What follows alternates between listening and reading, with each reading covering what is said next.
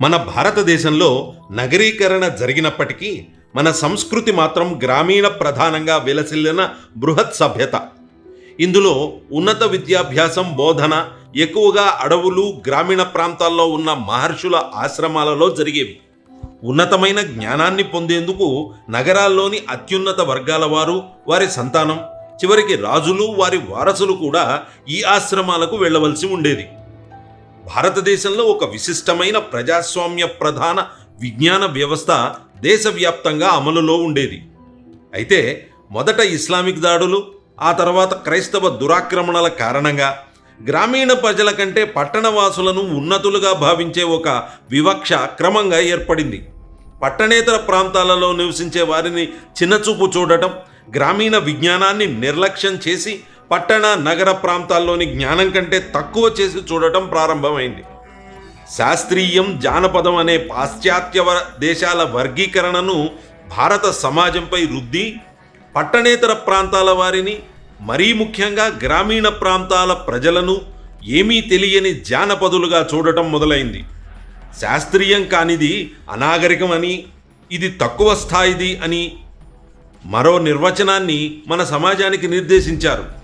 దాంతో సామాజిక సామరస్యత, ఆరోగ్యం, సాంకేతికత, ఆహారపు అలవాట్లు, ప్రకృతి ప్రాధాన్యత మొదలైన అనేక అంశాలలో భారతదేశంలో ఉన్న అపారమైన అనుభవం, విజ్ఞానం, విచక్షణలను గణనీయంగా కోల్పోయాం. ఫలితంగా ప్రకృతిని దోచుకోవడం, సమాజంలో సమతూకం దెబ్బతినడం మొదలైంది.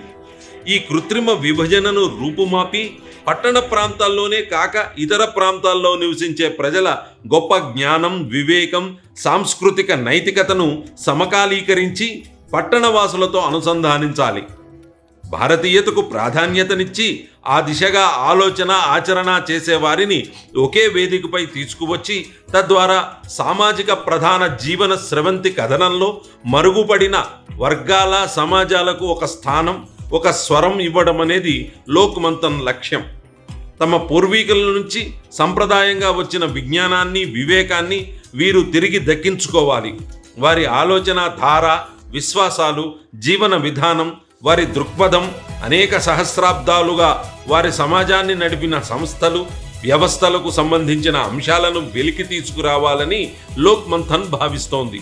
ఆ కోణంలో మేధావులు, కళాకారులు, ప్రతి రంగానికి చెందిన వారిని ఒకే వేదికపైకి తీసుకురావాలన్నది లోక్ మంథన్ ప్రయత్నం.